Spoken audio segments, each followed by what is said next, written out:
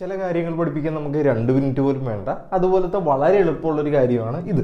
ഇങ്ങനെ ഒരേ നമ്പറുകൾ കൂടിക്കൂടി പോകുന്ന നമ്പറുകളെ നമ്മൾ അരിത്തമെറ്റിക് സീക്വൻസ് അല്ലെങ്കിൽ സമാന്തര ശ്രേണികൾ എന്ന് പറയും. നോക്കിയേ, 5-ൽ നിന്ന് 4 കൂടി 9 ആയി, 4 തന്നെ കൂടി 13 ആയി, 4 തന്നെ കൂടി 17 ആയി. ഈ അരിത്തമെറ്റിക് സീക്വൻസുകൾക്ക് മാത്രമുള്ളൊരു പ്രത്യേകതയാണ് ഫസ്റ്റ് ടേം അല്ലെങ്കിൽ ആദ്യ പദം എഫ് കൊണ്ട് ഡിനോട്ട് ചെയ്യും. കേട്ടല്ലോ. ഇനി ഫസ്റ്റ് ടേം അല്ലെങ്കിൽ ആദ്യ പദം എങ്ങനെ എഴുതണമെന്ന് ചോദിച്ചു കഴിഞ്ഞാൽ ഇവിടെ കിടക്കുന്ന ആദ്യത്തെ നമ്പറില്ലേ, അതാണ് ഫസ്റ്റ് ടേം എഫ് 5. ഇനി ഇതിന് തന്നെയുള്ള രണ്ടാമത്തെ പ്രത്യേകതയാണ് കോമൺ ഡിഫറൻസ് അല്ലെങ്കിൽ പൊതുവ്യത്യാസം. അതെങ്ങനെ കണ്ടുപിടിക്കണമെന്ന് ചോദിച്ചു കഴിഞ്ഞാൽ ഈ രണ്ടാമത്തെ നമ്പറിൽ നിന്നും ഒന്നാമത്തെ നമ്പർ കുറച്ച് വെച്ചാൽ മതി. അപ്പോൾ നോക്കിയേ, 9-ൽ നിന്നും 5 കുറയ്ക്കണം. അപ്പോൾ ആൻസർ എത്ര കിട്ടി? 4.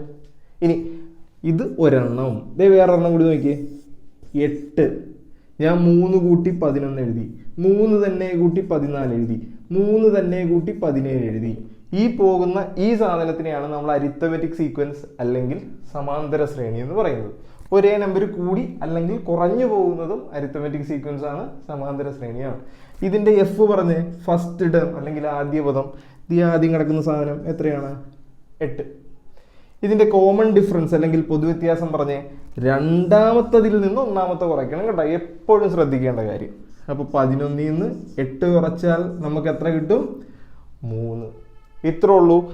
ഈ 9, 14, 19 ഈ അരിത്തമെറ്റിക് സീക്വൻസിൻ്റെ എഫും ഡിയും ഒന്ന് എഴുതിക്കേ വേഗം.